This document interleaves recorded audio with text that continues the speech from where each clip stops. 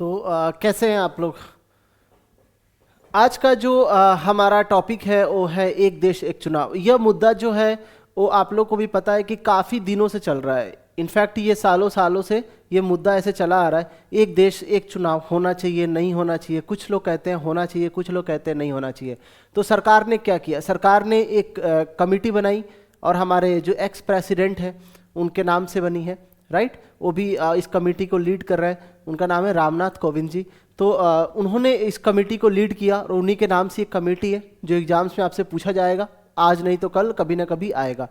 तो इसमें ये आपका जानना जरूरी है कि एक देश एक चुनाव में आपके जो सवाल हैं, ये सवाल आपके प्रीलिम्स के लिए भी इंपॉर्टेंट है और मेंस के लिए भी। प्रीलिम्स में भी कैसे आएगा कि पहला कि हमारे कौन से संविधान में किस आर्टिकल के अंदर संशोधन करना होगा, किसके अंदर हमारा अमेंडमेंट्स की ज़रूरत पड़ेगी। साथ ही साथ आपको ये भी जानना इसमें ज़रूरी है कि इसके संशोधन करने से क्या इम्पैक्ट होगा। ये आपके मेंस वाला पार्ट है। जो इसका सिग्निफिकेंस है, जो इसके चैलेंजेस हैं, वो मेंस में आते हैं। जो आर्टिकल्स के अंदर जो बदलाव किया जाएगा, जो अनुच्छेद के अंदर बदलाव किए जाएंगे, वो आते हैं आपके प्री के अंदर। तो किसी भी टॉपिक को पढ़ने के पहले आपको ये मालूम होना चाहिए कि इससे सवाल कहाँ से पूछा जा सकता है। तो ये दो एरिया है जहाँ से सवाल पूछे जा सकते हैं। इसके अलावा जो कुछ एरियाज हैं, जैसे एग्जाम्पल क्या हमारे देश में पहले भी एक देश एक चुनाव वाला जो कंसेप्ट है वो लागू हुआ था। तो फॉर्मली ऐसे तो लागू नहीं हुआ था, बट ऐसे चुनाव हमारे देश में हो चुके हैं और एक बार नहीं 4 बार हो चुका है। अगर आप बात करो तो 1952 में हुआ था, फिर 1957 में हुआ, 1962 में हुआ है और 1967 में भी हुआ है। 1967 के बाद जो भी चुनाव हुए हैं तो dissolution of assembly election and other जो सेंटर के जो पावर के अंदर जो डिस्टर्बेंस आई है, उसकी वजह से क्या हुआ कि जो चुनाव का जो समय है वो चेंज होते रहा। तो ये सारी जो इन्फॉर्मेशन है आपके लिए मैं क्यों बता रहा हूँ, बिकॉज ये एग्जाम्स के लिए इंपॉर्टेंट है। तो इसको आप कैसे अप्रोच करोगे, ये आप अगर हमारी बात मानोगे तो आपके लिए इतना काफ़ी है। साथ ही साथ इसमें कुछ हमने आर्टिकल्स को डिस्कशन किया है, ये आप देखेंगे। सो आइए देखते हैं एक देश एक चुनाव में क्या है हमारा। तो सबसे पहले ये है कि हमारा एक देश एक चुनाव का जो कॉन्सेप्ट है, ये अभी बिल जो है वो गवर्नमेंट लेकर के आ चुकी है। और जो हमारे संविधान के अंदर जो संशोधन है वो कौन सा है, 129वां 129th कॉन्स्टिट्यूशनल अमेंडमेंट अभी हमारे जो संविधान है उसमें ये इंक्लूड किया जाएगा। इसके तहत वन नेशन वन इलेक्शन की कॉन्सेप्ट आई है। अब सरकार जो है वो वन नेशन वन इलेक्शन के ऊपर क्यों बात कर रही है, सवाल यह है। सवाल इसीलिए है क्योंकि सरकार ये कह रही है, जो गवर्नमेंट का तर्क है वो तर्क यह है कि पूरे समय पूरे साल हम इलेक्शंस में ही लगे रहते, इसकी वजह से जो एफिशिएंसी है, जो एडमिनिस्ट्रेटिव एक्टिविटी है, उसके ऊपर इम्पैक्ट होता है। या तो चुनाव पंचायत में हो रहा होता है, या तो चुनाव म्युनिसिपैलिटी में हो रहा होता है, या तो चुनाव किसी राज्य के अंदर हो रहा है, या तो इस सेंटर के अंदर हो रहा है। तो ये जो साइकिल है, हम चुनाव वाला देश बन गए। एक इतना ज़्यादा चुनाव हो रहा है, इतना ज़्यादा चुनाव हो रहा है कि everyone is engaged in this activity, और हमारा जो प्रोडक्टिविटी है, कहाँ पे फोकस होना चाहिए वहाँ पे फोकस नहीं रह रहा है। इसका वजह से क्या हो रहा है कि वन नेशन वन इलेक्शन की बात सरकार कर रही है। तो आइए देखते हैं इसमें क्या है। The one nation one election bill has been approved by the union cabinet. इसको मंजूरी अभी मिली है, ठीक है, यूनियन कैबिनेट के द्वारा। The bill proposes holding simultaneous election, एक साथ चुनाव होंगे for the Lok Sabha, state assemblies and local bodies election across the country. पूरे देश में एक साथ चुनाव की बात हो रही है। इसके ऊपर हम डिस्कशन करेंगे कि ये कितना सही है, कितना गलत, एग्जाम्स में आपके लिए क्या जरूरी है। साथ ही साथ ये देखिए, इसको साइमल्टेनियस इलेक्शन भी बोलते हैं, आप जिस भी नाम से जाने कोई इससे फर्क नहीं पड़ेगा।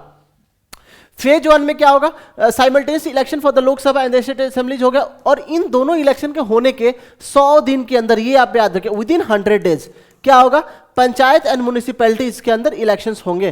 पंचायत एंड म्युनिसिपैलिटीज के अंदर इलेक्शंस होगा with in 100 days of state assemblies and Lok Sabha elections. तो ये आपके लिए थोड़ा जानना जरूरी है। साथ ही साथ इसमें देखिए कॉन्सेप्ट, अब ये चुनाव कहाँ आया, हिस्ट्री में देखिए। तो जो मैंने आपको बोला सबसे पहले कब आया था, तो 1951-52 में इसका पहला चुनाव हुआ। उसके बाद कब हुआ, तो 1957 में हुआ। फिर कब हुआ, 1962, एंड देन लास्ट हुआ था 1967 में। आफ्टर दैट हमारा जो ये टेन्योर है, जो हमारा गैप है, वो डिस्टर्ब हुआ। डिस्टर्ब होने का वजह क्या था कि dissolution of the assembly elections and other, so इसकी वजह से क्या हुआ, एक इम्पैक्ट हो गया था। तो ये आपको जानना जरूरी है। यहाँ पे ये ईयर आप याद रखिएगा, बिकॉज ये डायरेक्टली एग्जाम्स में पूछे जाते हैं। इससे ज्यादा इसमें आपकी जरूरत नहीं है। चलिए नेक्स्ट, नेसेसरी अमेंडमेंट्स। अब इसके इंप्लीमेंट करने के लिए अमेंडमेंट्स क्या क्या जरूरी है, एग्जाम से पूछे जाएंगे। तो पहला आपको आर्टिकल 83 के अंदर बदलाव लाने होंगे। क्या है? अब आर्टिकल 83 क्या कहता है? An amendment is needed to fix the tenure and time for the dissolution, tenure and time इन दोनों को फिक्स करने के लिए, for the dissolution of the Lok Sabha regarding the duration of the houses of the parliament. इसके respect में ये बात किया है, तो यहां पे आपको बदलाव करने होंगे। दूसरा, आर्टिकल 85 में आपको बदलाव करने होंगे। Clear guideline should be establish to prevent arbitrary और unclear dissolution of the session and parliament, इसके बारे में ये बात करता है, तो इसके अंदर ही बदलाव करने होंगे। नेक्स्ट देखते हैं, अगर आपका आर्टिकल 172 की बात करें तो ये क्या कहता है? Amendments are required to align the tenure of the, tenure जो होगा जो स्टेट असेंबलीज के, विद द लोकसभा। क्या कह रहा है? राज्य विधानसभाओं की अवधि को नियंत्रित करते हुए लोकसभा के साथ उनके कार्यकाल को एक साथ करने के लिए संशोधन की आवश्यकता है, ये कहता है आपका आर्टिकल 172। आगे देखते हैं, आर्टिकल 174 क्या कहता है? सिमिलर टू आर्टिकल 85 है। This article deals with sessions, prorogations and dissolution of the state assemblies. ये आपको पता है सेशंस क्या होते हैं। जैसे अभी हमारे यहाँ सेशन चल रहा है, विंटर सेशन चल रहा है, वैसे ही बजट सेशन होता है, मॉनसून सेशन होता है। तो ये सेशन की बात कर रहा है, उसको प्रोरोग किया जाता है, उसको डिजोल्व किया जाता है। तो ये सारा जो है इसके बारे में बात करता है। तो यहाँ पे आपको बदलाव करने होंगे। साथ ही साथ countries with one nation one election. अब कौन कौन से ऐसे दुनिया में देश है जहाँ पे one nation one election concept है? तो देखिए, Belgium, Sweden and south Africa. लेकिन सवाल यह है कि क्या इंडिया में ये सक्सेसफुल होगा? क्योंकि इंडिया इतनी बड़ी कंट्री है। हमारा प्रॉब्लम क्या है? 140 करोड़ मान लेते हैं, क्योंकि अभी पॉपुलेशन बढ़ा है अप्रोक्स। अब जब तक सेंसस नहीं आएगा, वी डोंट नो कितना डेटा होगा। तो इतनी बड़ी पॉपुलेशन का, इतनी बड़ी बड़ी कॉन्स्टिट्यूएंसीज हैं, वहां पे इलेक्शन कंडक्ट कराना। उसके साथ ही साथ हमने कुछ इंडिपेंडेंस दे रखा है किसको? राज्यों को। तो वहां भी उनकी निर्भरता है कहीं ना कहीं हमारे चुनाव की वजह से। तो वहां पे क्या दिक्कतें होंगी, ये भी हमें देखना होता है। तो ये जितनी भी दिक्कतें हैं आपका इलेक्शंस को लेकर के, पहली बात है कि ये जो भी ये आपको मैं बता रहा हूं, ये तो पहले जाएगा आपका joint parliamentary committee. Joint parliamentary committee के पास जाएगा।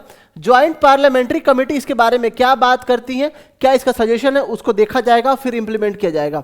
अब सवाल यह है कि इस बिल को कैसे पास करें। कुछ लोग कह रहे हैं कि सिंपल मेजोरिटी से हो जाएगा, कुछ कह रहे हैं कि स्पेशल मेजोरिटी से होगा।